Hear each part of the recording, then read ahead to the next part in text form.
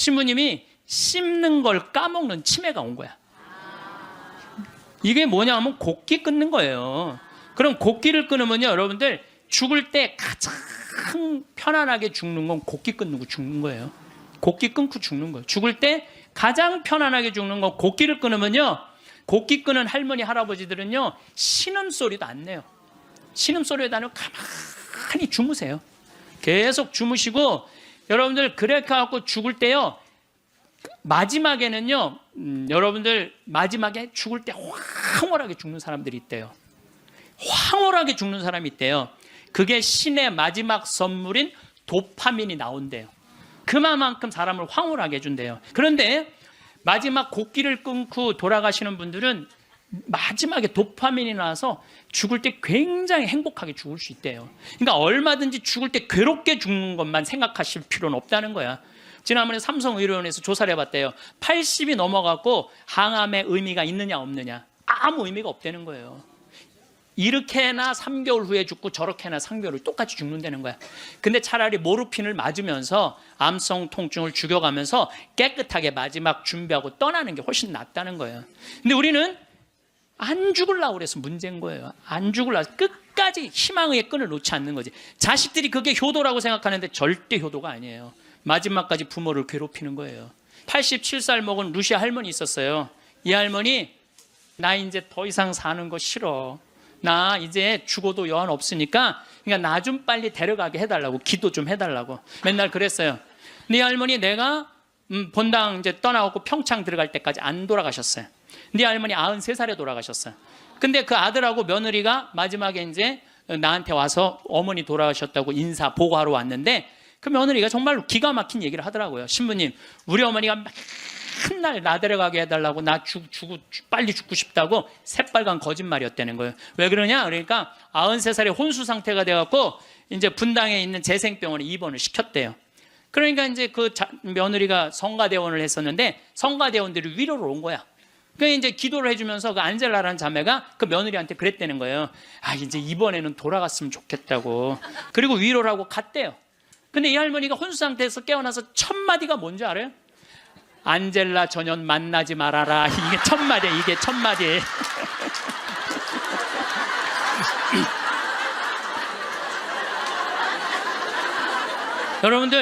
여러분, 오늘 영상의 주제는 세상에서 최고로 잘 죽는 방법입니다. 죽을 때 가장 편안하게 죽으려면 어떻게 해야 할까요? 황창현 신부님의 행복 특강, 지금 바로 시작하겠습니다. 오늘도 행복한 하루 보내시길 바랍니다. 영상이 도움이 되신다면 구독과 좋아요, 알림 설정 부탁드립니다. 네, 감사합니다. 시작 기도 바치고 강의 시작하도록 하겠습니다. 성부와 성자와 성령의 이름으로 아멘. 무엇을 먹을까, 무엇을 마실까 하고 찾지 마라. 염려하지 마라. 이런 것들은 모두 이 세상 다른 민족들이 애써 찾는 것이다. 너희의 아버지께서는 이것들이 너희에게 필요함을 아신다. 오히려 너희는 그분의 나라를 찾아라. 그러면 이것들도 곁들여 받게 될 것이다. 너희는 이 작은 양떼야, 두려워하지 마라. 너희 아버지께서는 그 나라를 너희에게 기꺼이 주시기로 하셨다. 아멘. 영광이 성부와 성자와 성령께 성부와 성자와 성령의 이름으로 아멘. 참 예수님. 네. 지난 시간에 끝에 잠깐 말씀드렸지만은 우리 성 필립보 생태마을은 그렇게 한 사제, 원로 사제께서 제가 그 강원도 평창에 가서 땅을 보니까 땅이 너무 아름다워요. 그래서 주머니에 돈은 한 푼도 없고 20년 전에, 그래서 우리 교구의 최고의 원로 신부님, 또 내가 사랑하는 선배 신부님한테 찾아가서, 신부님, 제가 거기 생태마을을 꾸미고 싶은데 저는 주머니에 돈이 한 푼도 없습니다. 저를, 그때 제일 큰 본당에 계셨으니까 저를 도와주시면 감사하겠습니다. 그랬더니 신부님이 한참 저를 쳐다보시더니, 그래, 네가 한다면은 내가 너를 도와줄게. 처음에는 그 건물 골조까지만 당신이 도와주신다 그러더니 3개월 있다가 신부님이 저를 부르시더니 황신부가 지금 그 건물을 지으려고 돈을 모금하다 보면은 황신부 청춘이 다 없어질 수가 있어. 그러니까 내가 완성까지 해줄 테니 황신부는 거기를 아름답게 운영하는 것만 고민하면 좋겠어. 이렇게 선배 신부님이 당신의 모든 걸, 그래서 신부님 돌아가실 때 통장에 내 강론대로 딱 500만 원 남았어요. 진짜로 너무 기적같이 딱 500만 원 남았어, 돌아가실 때. 그래서 그 신부님이 온전히 그 생태마을을 다 꾸미셔서 저한테 선물로 주신 거예요. 그러니까 나는 신부님 너무너무 감사하잖아요. 그래서 마지막에 제가 신부님을 모시고 살았어요. 황토집을 져서 신부님 모시고 살았는데 2012년 5월 17일 저녁 8시 17분에 돌아가셨어요. 근데 신부님이 돌아가시기 전에 몇 번 실수를 하셨어요. 근데 저는 신부님이 이 다리가 이제 불편하니까 제가 마지막에 돌아가는 장면을 다 지켜본 거예요. 다리가 불편하니까 신부님이 거동하는 걸 너무너무 싫어하는 거예요. 그래도 제가 신부님 어떻게 했느냐면, 신부님 움직여야 된다고, 움직이자고. 그래갖고 어떻게 했느냐면은 나하고, 오늘도 부관장 신부가 왔는데 우리는 매년 부관장 신부가 오잖아요. 그러니까 나하고 부관장 신부가 양쪽에 신부님 팔을 껴. 그리고 거의 들다시피 해갖고 외식을 나가는 거예요. 들다시피. 그럼 신부님이 앉지도 못하면은 양쪽에서 팔을 끼고 들어서 앉혀요. 그러면은 반쯤 누워서 드시죠. 반쯤 누워서 드시는데도 계속 끝까지. 근데 신부님이 마지막에 87살이 되고 마지막 이가 다 다르니까 어떻게 해결을 해드릴 수가 없더라고요. 그러니까 이제 잇몸까지 이제 달아서 이제 없어지는 거죠. 그래, 당신이 몇 번 실수를 하셨어요. 실수를 하셨는데 87살이면 실수해도 그거 험은 아니죠. 근데 그걸 혼자 못 견디더라고요. 그걸 혼자 처리하려고 화장실에서 2시간, 3시간을 그걸 혼자 닦아내고 쓸어낸다고. 그래서 그걸 지켜보니까 안 되겠어. 신부님 병원에 모셔야 되겠다. 이제는 병원에 모실 때가 됐다. 그래갖고 이제 빈센트 병원에 신부님을 모셨죠. 근데 신부님 모셨는데 나는 이번에 처음 알았어요. 신부님이 씹는 걸 까먹는 치매가 온 거야. 치매가 와도요, 밥을 떠넣어드려도 씹지를 않는 거야. 이게 뭐냐면 곡기 끊는 거예요.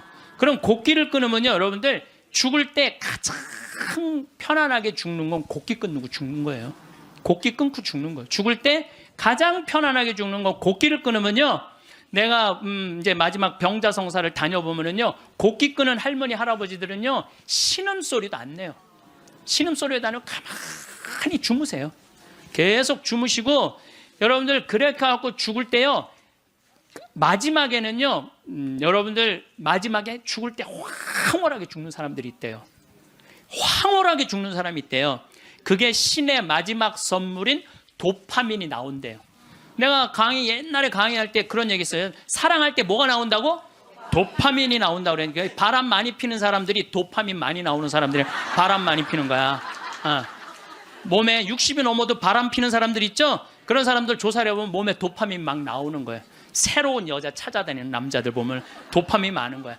그만큼 사람을 황홀하게 해준대요. 이게 신이 내린 마지막 선물이래. 그런데 마지막 곡기를 끊고 돌아가시는 분들은 마지막에 도파민이 나와서 죽을 때 굉장히 행복하게 죽을 수 있대요. 그러니까 얼마든지 죽을 때 괴롭게 죽는 것만 생각하실 필요는 없다는 거야.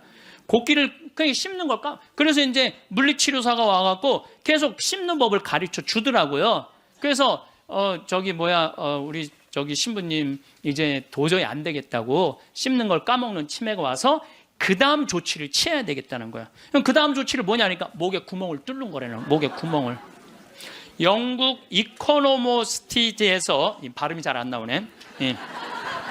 이코노미스트지에서 죽음의 질을 조사했는데 우리나라가 꼴찌예요. 한국인이 가장 준비 없이 혼란스럽고 많은 고통을 받고 가장 많은 비용을 쓰면서 가장 불행하게 죽어간대요. 한국 사람들이. 이게 딱 맞는 얘기야. 제가 지금 장장 9시간에 걸쳐서 죽음에 대한 얘기를 하죠. 근데 왜 우리는 죽음의 준비가 없이 혼란스러우냐? 끝까지 안 죽으려고 그래. 끝까지. 죽음 이후의 세계를 바라지 않기 때문에. 우리나라는 여러분들 터키 사람들은 천당 간다고 믿는 비율이 95%라고 제가 얘기했잖아요. 근데 우리나라 사람은 천당 간다고 믿는 비율이 49%밖에 안 되는 거예요. 그러니까 어떻게 해서든지 수단과 방법을 가리지 않고 끝까지 살려고 노력을 하는 거야. 그러니까 죽을 때 준비가 없는 거예요. 죽음을 받아들이지 않은 거야. 혼란스러운 거야. 혼란스러운 거야. 내가 천국에 갈지 지옥에 갈지 이게 확신이 없으니까 혼란스럽고, 가장 많은 고통을 받아요. 끝까지 약을 투여하니까 고통을 겪는 거예요. 고통을 많이 받고 가장 많은 비용을 써. 이 서양 사람들, 영국 사람들 보면은요, 죽을 때가 되면은요, 받아들이는, 요즘 그런 문화가 참, 그래서 참 안타까운 거는 미국의 대학은 죽음이라는 과목을 강의를 해요. 대학에서 아예 죽음이라는 것을. 여러분들, 우리가 인생의 가장 큰 숙제 중에 하나가 뭘까요? 죽음이에요. 근데 거기에 대해서 우리는 아는 게 하나도 없어. 그냥 안 죽으려고만 그래. 아는 거 없이 안 죽으려고만. 죽음학이라는 게 있다니, 죽음학이라는 게. 그래서 나는 우리나라 적어도 대학 정도면 죽음학을 가르쳐야 된다고 생각을 해요. 죽음에 대해서. 제가 마지막에 괴롭게 죽는 분들을 너무 많이 봤거든. 병자성사 쫓아가서 보면은 막 피를 토하고 막 온몸을 떨고 죽는 사람들도 많아요. 그런데 정말로 곱게 죽는 할머니들, 내가 정말로 잊지 않는 할머니야. 보자, 비산동 보자니까 22년 전 보자 때인데, 새벽에 막 사정환을 두들기는 거예요. 나가보니까 그냥 덩치가 이만한 고등학교 2학년 3학년 여학생인데, 신부님 우리 어머니 돌아가셔요 그런데 99살이래. 그래갖고 새벽에 쫓아갔죠. 쫓아갔는데 내가 가니까 할머니 참 곱더라고요. 그런데 내가 병자성사를 하는데 아들이 어머니 신부님 오셨어요. 그러니까 나하고 눈을 마주치더니, 내가 병자성사 전례를 하는데 내 손 따뜻하더라고. 손이 내 손을 잡고 전례가 마지막 우리 주 그리스도를 통하여 비나이다 하는데 딱 돌아가시더라고요. 아주 그 할머니는 내 생각에는 그냥 직천당 간 거야. 자, 여러분들, 이제 죽을 때, 내가 죽을 때 암이 걸렸어. 그럼요, 제일 좋은 건요, 호스피스 병동에 들어가는 거예요. 근데 호스피스 병동은 언제 안 받아주냐, 막 죽기 전에, 일보 직전에 안 받아줘요. 언제 받아주냐, 정신이 온전할 때, 거동이 가능할 때. 그 호스피스 병동에 들어가면은요, 모르핀이 한 대 200원이에요. 마약이 한 대 200원이에요. 그거 마약이요, 원도 한도 없이 놔줘요. 마지막에 호스피스 병동에서는. 그러니까 마지막까지 생각만 바꾸면 마지막까지 원도 한도 없이 마약 맞고 죽을 수 있어. 그래서 이걸 뭐라고 그러냐면은 암성 통증이 없게 해준다는 거예요. 암성 통증이. 근데 여러분들, 엄청난 차이가 있어요. 끝까지 살라고 항암제 하잖아요. 그럼 마지막까지 고통스럽게 살다가 죽는 거야. 근데 내가 80이 넘으면, 여러분들, 지난번에 삼성의료원에서 조사를 해봤대요. 80이 넘어갖고 항암의 의미가 있느냐 없느냐, 아무 의미가 없다는 거예요. 이렇게나 3개월 후에 죽고 저렇게나 3개월 후에 똑같이 죽는다는 거야. 근데 차라리 모르핀을 맞으면서 암성 통증을 죽여가면서 깨끗하게 마지막 준비하고 떠나는 게 훨씬 낫다는 거예요. 근데 우리는 안 죽으려고 그래서 문제인 거예요. 안 죽으려고, 끝까지 희망의 끈을 놓지 않는 거지. 자식들이 그게 효도라고 생각하는데 절대 효도가 아니에요. 마지막까지 부모를 괴롭히는 거예요. 그래서 여러분들도 때가 되면은 그냥 호스피스 병동에 들어가서 마약 원도 한도 없이 맞고 죽으셔요. 죽을 때.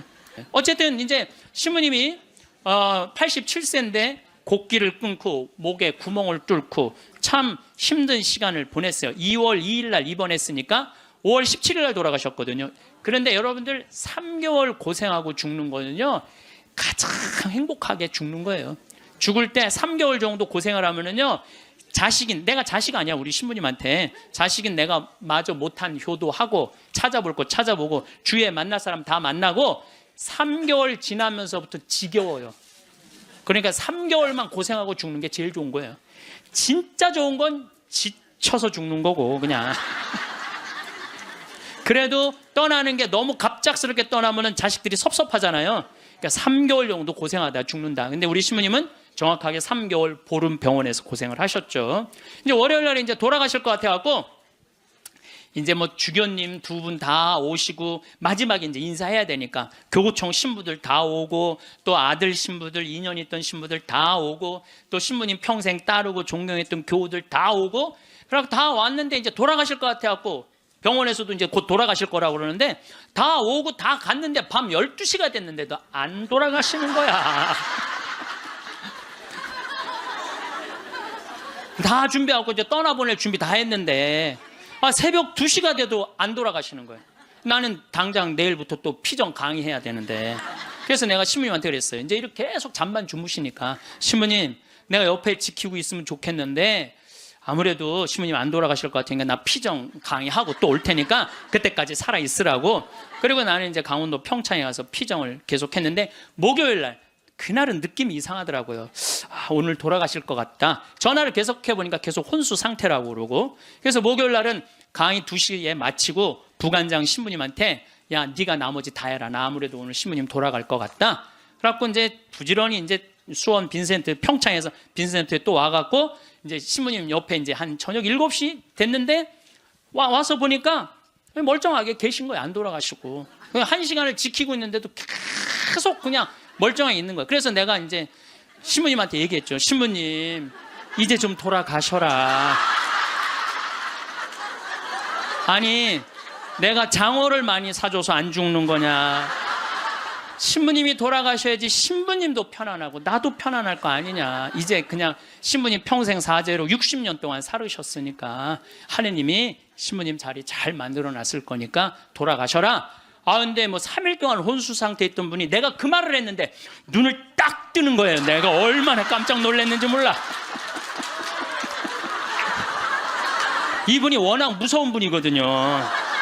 눈을 뜨는데 깜짝 놀랐어요. 그랬더니 그 평생 로사하고 가브리엘 신부님 모시던 부부가 그러는 거예요. 아유 우리 김 신부님이 황 신부님을 사랑하긴 사랑했나 보다고 저렇게 눈 뜨라고 사람들이 수도 없이 와서 얘기했는데도 눈 안 뜨더니 저거 보라고, 황 신부님이 얘기하니까 저 눈 뜨는 거 보라고. 그래서 내가 신부님한테 그랬어. 신부님 나는 신부님 때문에 평생 행복했다. 정말 신학생 때부터 참 아껴주셨거든요. 보자 때도 그랬고, 또 내가 새로 막 성당 이제 본당 신부 돼갖고 막 혈기왕성할 때 성당 분가하려고 땅이 나왔는데 그 땅 돈이 2억이나 됐어. 20년 전에. 그런데 2억이 있어야지 그 땅을 딱 잡는데 지금 그 땅이 아주 아파트 한가운데 금싸라기 땅이 됐어요. 나야 뭐 기댈 신부님 그분밖에 없고, 신부님 저 돈 좀 2억 꿔주세요. 그분이요 단 1초도 안 걸리고 내려와. 이마만큼 아끼고 사랑해 주셔서 나한테 얼마나 고마운 분이에요. 평생. 그래서 내가 신부님한테 신부님 내 평생 내 바람막이고 내 의지가 됐는데 너무너무 고맙다고. 그리고 신부님 오늘 내가 다 오라고 그랬거든. 신부님 친한 그 사랑했던 분들 교우들 다 저 눈 좀 마주치라고 다. 그랬더니 내가 시키는 대로 눈을 다 마주치더라고요. 그럼 마지막에 이제 내가 손을 꼭 잡고 신부님 너무너무 고마웠다고. 근데 신부님이 내 손을 꼭 잡더니 눈을 고다로 숨을 거두시더라고요. 네, 그래서 아니 나는 우리 신부님처럼만 죽을 때 죽는다면 원도 한도 없겠어요. 원도 한도 없. 그래서 이제 의사가 와갖고 사망 선언을 하더라고요. 그래서 이제 신부님 떠나 보냈어요. 근데 신부님이 그게 문제가 아니야. 신부님하고 평상시에 뭐가 제일 신부님하고 싸웠느냐면 이놈의 영정사진 때문에 제일 싸웠어요. 영정. 나는 신부님이 50살 때 빵똥 모자를 쓰고 곰방대를 탁 물고 흑백 사진인데 너무 멋있더라고요. 신부님 나 이걸로 영정사진 할 거다. 그랬더니 신부님 싫다는 거예요. 왜 싫으냐 그랬더니 신부님이 하시는 말씀이 무슨 신부가 담배 피는 걸 영정사진으로 하느냐고. 담배 피는 걸 자기 로만 칼라 찬 걸로 하고 싶다는 거. 로만 칼라 찬 걸로. 그래서 60대로 할 거냐 70대로 할 거냐 80대로 할 거냐 그거 갖고 맨날 싸웠어요. 이걸로 할 거냐 저걸로 할 거냐. 그래서 우리 로사하고 가브리엘 형제자매하고 우리 저기 센시하고 신부님 고를 자격이 없다고. 우리가 그냥 신부님 돌아가시면 우리가 얹어놓으면 그걸로 끝이라고. 예? 아무리 신부님이 살아생전에 대단했더라도 죽으면 뭐 마음에 안 든다고 관뚜껑 열고 나와서 바꿀 거냐. 우리가 할 거다. 근데 결국은 신부님 70살 때 찍은 영정사진으로 하고 이제 내 사무실에 지금 이렇게 걸어놔갖고 내가 저 퇴근합니다. 그리고 요즘도 그렇게 했는데 우리가 영정사진도 문제예요. 여기 계신 여러분들 영정사진 제대로 준비하는 사람 없어요. 자식들이 여러분들 어머니 영정사진 찍읍시다 하고 여러분들 얼굴 들이대고 사진 찍을 수 있을 것 같아요? 여기 계신 분들 늙으면 죽어야 돼. 이거 새빨간 거짓말이에요. 새빨간 거짓말이에요. 내가 본당 신부할 때 87살 먹은 루시아 할머니 있었어요. 이 할머니 북에서 넘어와 갖고 이 남편 일찍 사별하고 자식 아들 둘 키웠는데 10년 동안 누워 있었어요. 그러니까 10년 동안 누워 있으니 얼마나 힘들어. 그러니까 내가 봉송체 갈 때마다 할머니가 신부님 나 이제 더 이상 사는 거 싫어. 나 이제 죽어도 여한 없으니까 신부님 하느님하고 친하지 않느냐고. 그러니까 나 좀 빨리 데려가게 해달라고. 기도 좀 해달라고. 그럼 내가 할머니 손 꼭 붙잡고 할머니 걱정하지 마세요. 내가 성당 가서 어떻게 해볼 테니까 걱정하지 마세요. 맨날 그랬어요. 네 할머니 내가 본당 이제 떠나고 평창 들어갈 때까지 안 돌아가셨어요. 네 할머니 93살에 돌아가셨어요. 근데 그 아들하고 며느리가 마지막에 이제 나한테 와서 어머니 돌아가셨다고 인사 보고하러 왔는데 그 며느리가 정말로 기가 막힌 얘기를 하더라고요. 신부님, 우리 어머니가 맨날 나 데려가게 해달라고 나 빨리 죽고 싶다고 새빨간 거짓말이었다는 거예요. 왜 그러냐? 그러니까 93살에 혼수 상태가 돼갖고 이제 분당에 있는 재생병원에 입원을 시켰대요. 그러니까 이제 그 며느리가 성가대원을 했었는데 성가대원들이 위로를 온 거야. 그 이제 기도를 해주면서 그 안젤라라는 자매가 그 며느리한테 그랬다는 거예요. 아 이제 이번에는 돌아갔으면 좋겠다고. 이제 할머니 혼수 상태에 있는데 이번엔 돌아가셨으면 좋겠다. 그만 자매님 괴롭히고. 그리고 위로를 하고 갔대요. 근데 이 할머니가 혼수 상태에서 깨어나서 첫 마디가 뭔지 알아요? 안젤라 전현 만나지 말아라. 이게 첫 마디야. 이게 첫 마디.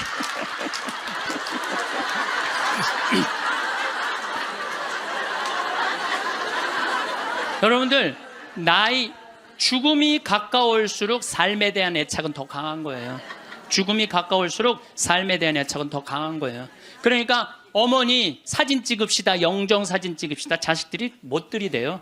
또 여러분들 그 수상한 그녀라는 거 봤어요? 할머니가 마지막에 예쁠 때 영정 사진 찍는다고 그러잖아요. 예. 본인들도 영정 사진 안 찍어요. 찍으면 죽어야 되는 줄 알고. 그렇게 죽기 싫어하는데 영정 사진 찍어. 그러니까 이제 마지막에 언제 찍느냐면 막 숨 넘어가기 일보 직전에 엄마 영정 사진 하나를 준비 못 해놓은 거야. 이걸 찍는 거야, 이걸.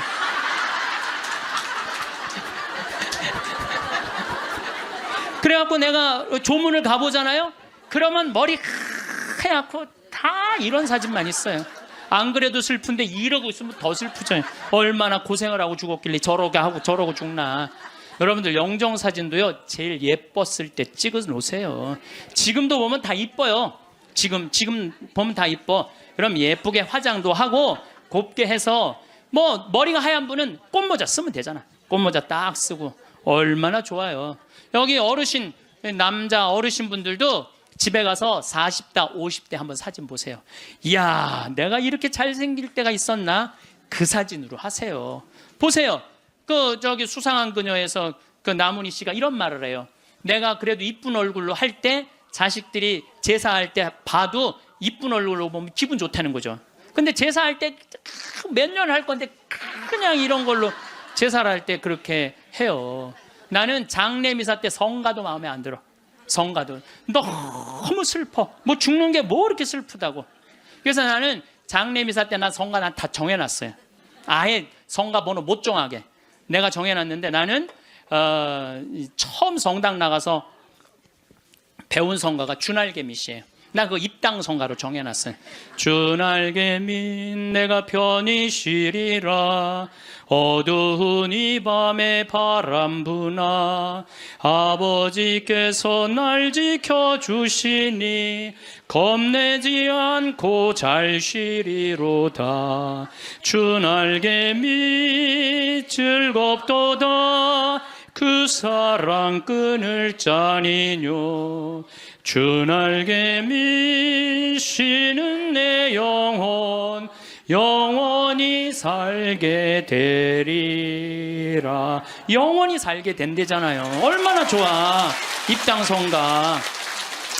봉헌성가는 내가 성모님을 참 좋아해. 사실 난 중학교 때 성모님 싫어했어요. 왜 싫어했냐면 학교만 가면 교회 다니는 애들이 니네는 마리아 교다고 말이 얼마나 싸움을 걸어오는지 성당 가서 성모님 째려보면서 아유 내 저 성모님만 없으면 애들한테 괴롭히면 안 당하는데 내가 맨날 이랬어요. 근데 고등학교 때부터 성모님이 너무너무 좋은 거야. 이야, 세상에 이런 아름다운 분이 있구나. 여러분들 우리 지금 새로운 보좌 신부님이 기가 막힌 강론을 며칠 전에 하셨어요. 여러분들 믿음으로 저 산도 온 길이 그거 알죠? 근데 나는 그게 이해가 안 가. 어떻게 아무리 믿음이 강해도 산을 옮길 수 있느냐. 여러분들 그 받아들여져요? 나는 이게 뻥치는 것 같아. 아무래도 예수님이. 근데 부관장 신부님이 뭐라고 그랬냐면은 성모님은 믿음으로 온 우주의 주인을 이 세상에 옮겨놨다는 거예요. 온 우주의 주인을 이 세상에 옮겨놨다. 그게 성모님의 믿음이 아니면 그게 가능했겠냐 이거예요. 그 시간이 가면 갈수록 성모님이 너무너무 좋은 거야. 그래갖고 나는 본당 신부할 때 성모의 밤 할 때 5월에 성모님 머리에 장미화관 이렇게 해놓고 교우들이 예쁜 옷 입고 와서 초봉헌하고 막 그러면 내가 제일 좋아하는 성가 253번이에요. 내 머리를 꾸미오니 내 머리를 꾸미오리 장미화와 백화파로 유향연기 피우오리 마리아여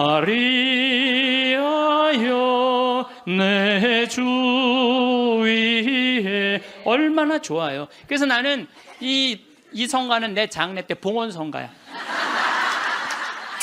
네, 내 봉헌 성가 성모님한테 봉헌하고. 그 다음에 그 성체 성가는 내가 그래도 신학교 다닐 때 목소리가 커갖고 노래를 잘해서가 아니라 목소리가 커갖고 신학교 축제 때 독창을 많이 했어요. 그때 내가 늘 즐겨 부르던 노래가 시 프랭크의 파니스 안젤리쿠스예요. 파니스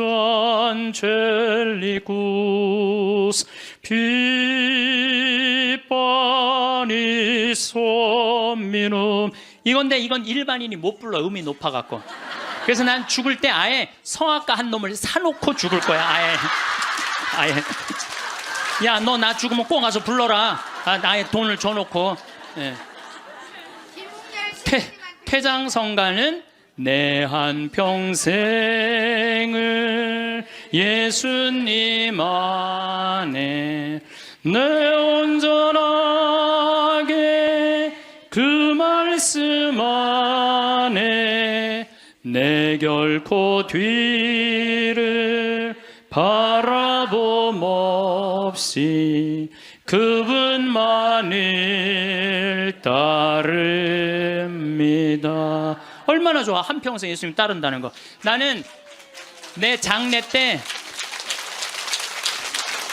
이런 성가 울려 퍼지는 거 원하지 않아요.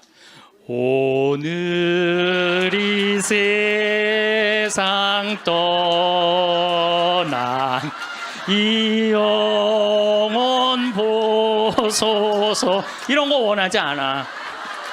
내가 뭐 죽으러 가?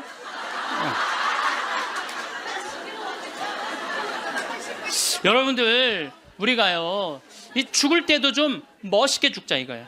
멋있게. 그래서 죽음을 피하지만 말고 죽음을 준비해 놓고 죽잖아요. 그리고 장례 때 장례 예물 하나 준비해 놓지 않고 죽지 말라는 거예요. 예? 그냥 신부님한테 찾아가고 미리 죽을 때 한 1년 전에 알잖아요. 내가 견딜 거다 못 견딜 거다. 끝까지 살지 않을 거 아니에요. 그럼 100만 원이든 200만 원이든 예물 갖다 주면서 신부님 나는 내 저기 장례 때 꽃 예쁜 걸로 해달라고 그러고 성가대 이 성가 해달라고 번호도 좀 갖다 주고 예물도 좀 드리고 좀 그리고 좀 멋있게 죽으세요. 그게 죽음을 준비하는 거야. 내가 12년 전에 그 김마리아 할머니라고 있었어요. 폐암으로 86세에 돌아가셨는데 병자성사를 청하더라고요. 가보니까 할머니가 그러는 거예요. 신부님 머리맡에 저 봉투 좀 꺼내보라는 거예요. 꺼내보니까 4천만 원이 들어있어요. 할머니 이게 뭐냐고 그러니까 신부님 내가 평생을 살면서 40의 과부가 되었고 자식을 6을 키웠대요. 그야말로 뼈가 빠지게 살았대요. 뼈가 빠지게. 근데 신부님이 본당 신부님으로 딱 오시더니 누가 고생만 하다 죽으라고 그랬느냐고. 예수님이 그런 적 한 번도 없다고. 예수님은 맨날 먹고 마시고 노는 게 일이었다고. 성서에 그 말이 나와요. 저 사람은 맨날 먹고 마시고 논다. 이게 성서에 나온다니까요. 아시죠? 네, 그게 일이었던 분이야. 근데 우리는 왜 뼈가 빠지게 고생만 해야 돼? 우리도 예수님 닮으려면 먹고 마시고 놀아야지. 그래갖고 내가 성당 본당 신부할 때 할머니 할아버지들한테 그랬어요. 할머니 할아버지들 우리 제주도 여행 가자. 자기 돈으로 돼갖고 여행을 안 가면 누가 돼서 가야 돼? 자식들이 돼야 되잖아요. 근데 누가 늙은 엄마 데리고 제주도 여행을 가요? 신혼여행이나 가지. 그래갖고 돈 걱정하지 말아라. 여기 헌금봉투에 돈 많다. 이걸 가지고 가자. 그래갖고 성당 예산으로 할머니, 할아버지 200명 데리고 제주도를 4박 5일 갔었어요. 그런데 딱 비행기를 탔는데 그 기장님이 딱 능평성당 노인대학, 대건 노인대학 할머니, 할아버지들 환영합니다. 즐거운 여행 되십시오. 할머니들이 깜짝 놀라는 이게 뭔 소린가. 평생 그런 대우를 받아봐요. 비행기 기장님이 여행 잘하시라고 그러니. 그리고 이제 마라도를 가는데 그날따라 날치가 날아가는데 막 30m씩 날치가 날아가는데 막 기가 막힌 거예요. 그러니 이 할머니들이 신부님이 손잡고 회 먹으러 가지, 배 타러 가지, 얼마나 신나요. 그러면서 그 할머니, 마리아 할머니가 그래요. 내 평생 신부님하고 산 3년처럼 행복했던 적은 없다는 거예요. 신부님이 청와대도 데리고 가고, 청와대도 여러분들, 청와대도 신청만 하면 다 들어갈 수 있어요. 청와대도 신청만 하면 다 들어가. 그 다음에 강원도 생태마을은 내가 그 주인이니까 맨날 3박 4일씩 할머니들 데려와서 놀고 래프팅 태워주고. 그러니까 자기는 그 3년 동안 사는 게 인생에 그렇게 행복했을 적이 없었다는 거야. 정말 성당 가는 게 소풍 가는 기분이었대, 매일매일. 근데 신부님 말대로 내가 할머니가 돈이 많았는데 쓸 줄을 몰랐던 거야. 돈이 많았는데 이 2천만 원은 어려운 이웃한테 도와주면 좋겠다. 그래서 내가 그 영월에 도와주는 저기 보육시설이 있어요. 거기 갖다 주고, 신부님 이 1,000만 원은 신부님 미사 드릴 때 성작은 꼭 내가 봉헌한 걸로 하고 싶다는 거야. 새로 성당이 신설 성당이니까 참 할머니가 똑똑하기도 해요. 그래갖고 이제 그걸 이제 해갖고 이제 성작하고 성합하고 해서 아주 좋은 걸로 했죠. 이 1,000만 원은 뭐냐 그러니까 신부님 이거는 자기 미사 예물이라는, 나 죽으면은 나를 위해서 미사 드려달라는 거야. 내가 그 할머니 1년에 300번 거의 미사 드려줬어요. 거의 한 5년 동안에 매일 그렇게 드려줬고, 요즘도 1년에 30번 해요. 여러분들 자식이 여러분들 1년에 여러분들 위해서 30번 위령 미사 낼 것 같아요? 그러니까 나한테 갖고 오라고.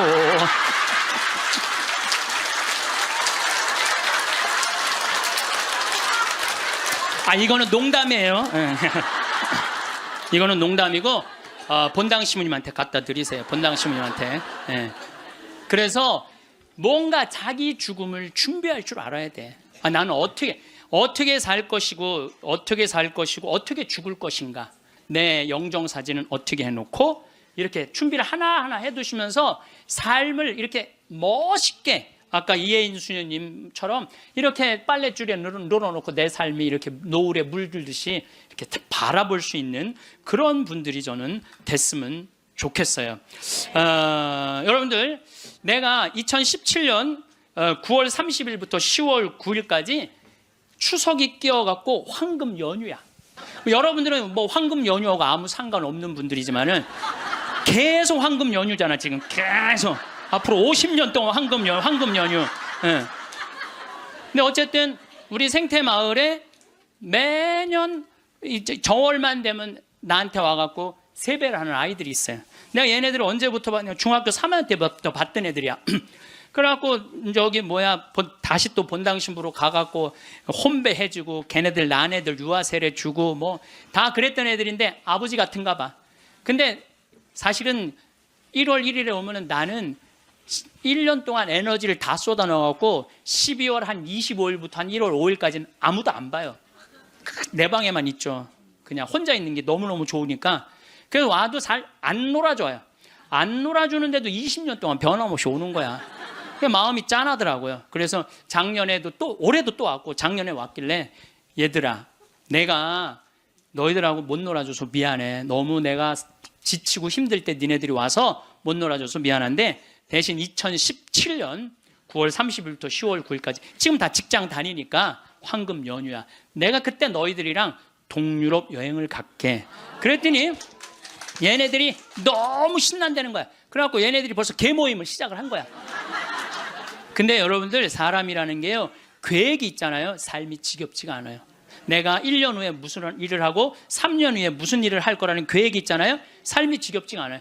벌써 이제 1년을 모았대. 자기네들이 무슨 카톡 방도 만들어 놨대. 그래갖고 맨날 그거 뭐 크로아티아를 갈 거냐, 무슨 폴란드를 갈 거냐, 자기 모여서 얘기하는 것만 해도 즐거운 거예요. 모여서 얘기하는 것만 해도. 그래서 여러분들도 계획을 세우세요. 얘네들이 뭐 한 달에 한 20만 원씩 모은대요. 그러면 충분히 갔다 오거든요. 아니 뭐 무슨 사치를 하라고 그래? 낭비를 하라고 그래? 지금 2년 전부터 모아갖고 한 5년 모아갖고 가는 건데 자기네들이 너무너무 행복하대요. 그래갖고 거기 벌써 뭐 20명이나 모였대. 한 10명 데리고 가려고 그랬더니 우리 직원들도 자기네들도 간다는 거야. 네. 저는 여러분들 제가 요즘 아프리카 봉사를 참 많이 하잖아요. 난 우리 직원들한테 이번 연말에 직원들 회의를 하는데 직원들한테 너무너무 고마운 게 얘네들 분유를 대주는 그 기관에서 작년 말로 분유를 끊었대요. 수녀님이 걱정을 하더라고요. 그래서 내가 우리 직원들한테 넌지시 얘기했어요. 야, 거기 분유 우리 잠비아 우리 생태마을 직원들이 모아서 보내주면 안 될까? 그랬더니 직원들이 막 회의를 하더니 30명 직원들이 하겠다고. 보니까 1년 내내 분유를 대줄 수 있겠더라. 우리 직원들이 이렇게 내는 걸 보니까. 우리 또 보좌 신부님은 11조를 또 한대요. 신부된 지 1년밖에 안 된 신부인데 자기는 꼭 11조 하나님한테 봉헌한대요. 전 신부는 안 그래도 되는데 굳이. 그럼 보좌 신부가 이제 한 달에 이제 10만 원씩 내놓을 것 같아 보니까. 그러니까 뭐 합치면은 걔네들 뭐 분유 충분하게 먹을 수 있을 것 같아. 그래서 여러분들도 아프리카 가는 거를 멀게 생각하지 마세요. 아프리카 여러분들 얼마면 가느냐? 비행기가 한 230만 원이야. 그리고 여러분들 한 달에 30만 원이면 여러분들 먹는 거 충분히 떨어져요. 30만 원만. 그럼 230만 원에 30만 원이면 360만 원 아니에요. 그렇죠? 600만 원. 그리고 400만 원은 거기다 주고 1000만 원만 있어도 아프리카 1년 갔다 올 수 있어요. 거기 가면 여러분들 할 일 너무너무 많아요. 지금 옥수수가 막 자란대. 풀도 뽑고 또 애들도 씻겨주고 병원 청소도 해주고 또 내가 이제 이번 여름에 대학생 40명을 데리고 아프리카에 갈 거예요. 여러분들 자녀들 또 이 방송을 보는 분들 중에서 원한다면 아프리카 우리 생태마을로 자원해 주세요. 그리고 이번에는 가갖고 우리 문화교류도 할 거야. 또 안과 선생님 많이 필요해요. 안과 선생님들도 있으면 자원을 해주면은 여러분들 가갖고 1년 아프리카 여러분들 생각 60살 되면요. 제가 얘기했잖아요. 이 0.7년 곱하면 6, 7이 42야. 42살이야. 42살에 한국에서 그냥 1년 1,000만 원 써요. 1년 1,000만 원 쓰신다니까. 그러니까 그거 가지고 내 생각에는 아프리카 가서 1년 동안 봉사활동 하고 오잖아요. 여러분들 삶이 달라져요. 완전히 달라진다는 내가 확신합니다. 남을 위해서 한번 인생을 살아보잖아요. 남을 위해서 사는 것처럼 의미가 있는 게 내가 그 치과 의사 선생님들이 사실은 일주일을 비우면은요. 치과는 돈이 얼마야. 근데 첫 해는 2분을 데리고 갔는데 조금 좀 미안하더라고요. 근데 둘째 데리고 갔는데 자기네들이 너무 행복해하는 거야. 근데 지난 월요일 날 그 선생님들 모였는데 더 많이 끌어모아갖고 간다는 거예요. 막 가슴이 설렌다는 거예요. 자기네들 한 달에 한 주면 2천만 원, 3천만 원 돈을 못 버는 건데 막 설렌다는 거예요. 남을 도와주고 어려운 사람을 위해서 자기가 무언가 할 수 있다는 건요. 인생이 즐거운 거야. 여러분들 이 세상 살면서 나만을 위해서 살다 가면 그 얼마나 어리석은 일이에요. 이웃을 위해서도 좀 살고 그런 설계를 한번 해보라는 거예요. 나도 한번 아프리카 한 1년 가갖고 봉사활동 한번 해봐야 되겠다.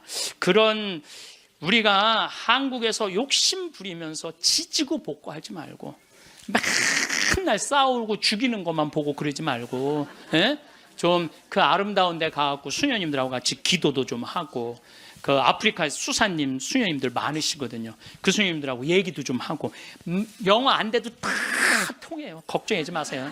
말 안 해도 다 통하니까 걱정하지 마시고 내가 한번 그런 도전을 해보면은요 사는 게 즐거울 거야.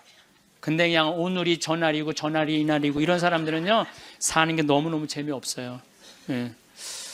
자 마지막 기도 바치겠습니다. 성부와 성자와 성령의 이름으로 아멘. 예수님께서 그들에게 말씀하셨다. 내가 진실로 너희에게 말한다. 누구든지 하느님의 나라 때문에 집이나 아내, 형제나 부모나 자녀를 버린 사람은 현세에서 여러 곱절로 대받을 것이고 내세에서는 영원한 생명을 받을 것이다. 영광이 성부와 성자와 성령께 성부와 성자와 성령의 이름으로 감사합니다. 황창현 신부님의 행복 특강이 어떠셨나요? 오늘 황창현 신부님께서는 곡기를 끊고 평온한 죽음을 맞는 것에 대해 말씀해 주셨는데요. 참 공감 가는 부분이 많았습니다. 병원에서 죽기 전까지 주는 정맥주사는 몸을 말라가듯 죽을 수 없게 하고 수분이 넘치는 상태를 유지시킨다고 합니다. 곡기를 끊고 말라가듯 죽을 때 인간은 오히려 죽음의 고통을 덜 느끼는데 병원에서 연명치료에 시달리다가 고통 속에 가시는 분들이 많습니다. 현대의학의 죽은 비즈니스에 속지 않기 위해서는 누구에게나 죽음을 배우는 시간이 필요합니다. 요즘에는 대부분의 사람들이 병원에서 죽음을 맞습니다. 중환자실에서 홀로 쓸쓸히 죽어가는 것이 과연 최선일까요? 입으로 음식을 삼키지 못하면 콧줄로 영양을 밀어넣고 숨을 못 쉬면 억지로 산소를 공급하지요. 수십 개의 줄을 연결해 내일 죽을 사람을 본인 뜻과는 무관하게 몇 달이고 연명시키는 일도 벌어집니다. 요양병원과 요양원들도 하나의 사업이 되어버린 것이 현실입니다. 암 환자들조차도 막상 임종을 맞으면 영정사진을 못 구하는 일이 허다하다고 하지요. 가족들의 얼굴도 알아보지 못하고 몸에 수십 개의 관을 삽입한 채 24시간 울리는 기계음을 들으며 죽어가고 싶은 사람은 없을 것입니다. 그러나 죽음을 외면하면 이런 일은 언제라도 일어날 수 있습니다. 병원의 죽은 비즈니스에 속지 않고 원하는 방식으로 생을 마무리하려면 어떤 준비가 되어 있어야 할까요? 저는 좋은 의사란 최선을 다할 때와 이제 그만 놓아야 할 때를 분명히 할 줄 알고 가족을 설득할 수 있어야 한다고 믿습니다. 왜 의사들은 죽음 앞에서 거짓말을 할까요? 인공호흡기를 달면 그래도 당장은 좀 편해지실 거야 하는 말은 거짓말입니다. 인공호흡기를 단 상태에서는 자발 호흡을 어떤 형태로든 죽여놓지 않으면 제정신으로는 버티기가 힘들기 때문입니다. 중환자실에서 사망한 환자의 가족들의 공통적인 푸념은 사랑하는 우리 아버지 우리 어머니가 주렁주렁 뭘 달고 동여맨 채 돌아가셨다는 말입니다. 이것이 현실입니다. 인공호흡기를 단 환자의 60에서 80%가 선망을 경험하는데 쉽게 말해 정신줄을 놓는다고 이해하면 됩니다. 환자나 가족들에게 이것은 생지옥이나 마찬가지입니다. 좋은 죽음이란 무엇일까요? 죽음에 임박했을 때도 존엄성과 사생활을 보호받을 수 있어야 합니다. 그리고 죽을 장소를 내가 선택할 수 있어야 합니다. 마지막으로 임종 시 함께 할 사람을 선택할 수 있어야 합니다. 저는 생명 유지 장치를 쓸 것인지 사전에 결정하고 그 결정을 존중받아야 하며 무의미한 생명 연장을 하지 않는 것이 좋은 죽음이라고 생각합니다. 늙으면 빨리 죽어야지. 나 좀 죽게 해줘. 이런 말은 빈말로라도 하지 않으셨으면 좋겠습니다. 세상에 남겨진 이들에게 고통이 될 수 있습니다. 내가 언제 죽을지 아무도 모르고 죽을 때 죽는 것입니다. 그러니 내가 힘들다는 이유로 입버릇처럼 그런 말은 하지 말아주세요. 데이비드 캐슬러의 인생 수업을 보면 이런 글귀가 있습니다. 삶의 마지막 순간에 사랑하는 사람들을 마지막으로 한 번만 더 볼 수 있게 해달라고 기도하지 말라. 지금 그들을 보러 가라. 우리에게 주어진 남은 생, 사랑하는 이들과 더없이 행복하고 소중한 시간을 보내셨으면 좋겠습니다. 지금부터 말씀드리는 내용은 꼭 기억해 두셨으면 합니다. 우리가 임종이 다가왔다는 것은 어떻게 알 수 있을까요? 임종 일주일 전에는 외부 자극에 대한 반응의 저하, 수축기 혈압 감소와 구강 건조 등의 증상을 보인다고 합니다. 특히 임종 하루 이틀 전부터는 혈압이 현저하게 떨어지고 가래 끓는 소리를 내며 눈을 위로 치켜뜨는 증상을 보인다고 하죠. 의식의 변화는 진정과 기면의 단계를 거쳐 혼수와 사망에 이르게 되는데 이는 잠들듯 편하게 눈을 감는다는 표현을 의학적으로 설명한 것입니다. 하지만 일부 환자들은 환각 경련 등 임종 직전에 선망을 겪습니다. 의식이 나빠지면 이에 따라 호흡이 불안정해지는데 숨을 몰아쉰다든지 긴 시간 숨을 쉬지 않는 무호흡 증상이 나타나면 임종에 임박한 것으로 보아야 합니다. 하지만 이것을 기억하세요. 무난한 임종 상태로 임종에 가까워지면 오히려 통증은 줄어듭니다. 임종 환자의 가래 끓는 소리를 의학적으로 임종천명이라고 하는데요. 신체 기능이 쇠약해져 기관지에 고인 분비물을 뱉어내거나 삼킬 수 없어지면서 기도 내에 분비물이 쌓여 발생합니다. 이 증상이 일어날 때쯤이면 대체로 의식은 혼수 상태이며 환자는 불편함을 거의 느끼지 않는다고 알려져 있습니다. 이 시점에 도저히 참지 못하고 환자를 의료기관으로 옮기는 순간 연명 치료의 굴레에 들어서게 되는 것입니다. 밥을 못 먹는 단계를 지나 물도 못 마시는 단계가 오면 이제는 정말 살 시간이 얼마 남지 않았음을 알고 이에 대한 준비를 해야 합니다. 통념과 달리 임종 환자는 탈수가 되었다고 해서 갈증을 호소하지 않습니다. 우리 주변의 현인들 중에서는 영면에 들기 전 곡기를 끊고 죽음을 기다리는 경우가 있습니다. 저는 가야 할 때가 왔다고 생각되면 이렇게 자연으로 돌아가는 것이 가장 바람직한 형태의 죽음이 아닌가 생각합니다. 김학철이라는 독립운동가를 아시나요? 임종하시기 전에 21일간 물만 드시면서 꼬박 굶고 마지막에 관장을 하고 돌아가셨다고 하는데요. 이렇게 돌아가시면 염할 것도 하나도 없다고 합니다. 마지막으로 김학철 전집에 있는 이 글귀를 들으시면서 어떤 죽음이 좋은 죽음일지 한번 생각해 보시면 좋을 것 같습니다. 노혁명가의 죽음, 은빛 호각. 내 일생을 통해 가장 경계해온 것이 남에게 쓸데없이 폐를 끼치는 일이요.